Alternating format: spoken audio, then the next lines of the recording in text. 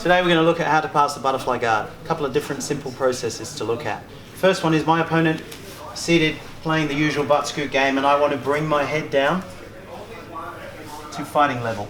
I don't want to fight from up here because it gives him access and entry to my legs and all of the other stuff that we don't want to happen. So I want to get down to a fighting level and try to get head level. My first goal is going to be to bring my head right into the center of his sternum and drive in and control his hips. I'm going to come in and shoot, pushing and driving his hips in tight.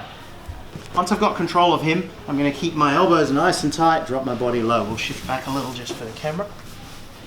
Once I have this position, my head is in the center, I'm locking tight, I want to keep my opponent flat, and I'm going to donkey kick one of my legs up and bring it back in against the shin of my partner, which is under here.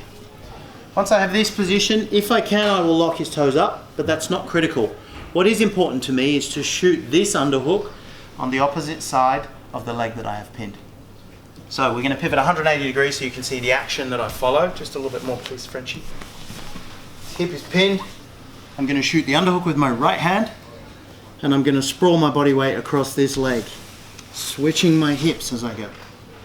As that occurs, I'm going to travel around and stick to his quad, sliding in for a control position.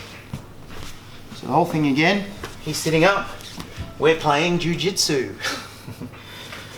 I want to bring my head down below the head level of my opponent so I don't give him access to my legs, and shoot and drive. Pin his legs up nice and tight.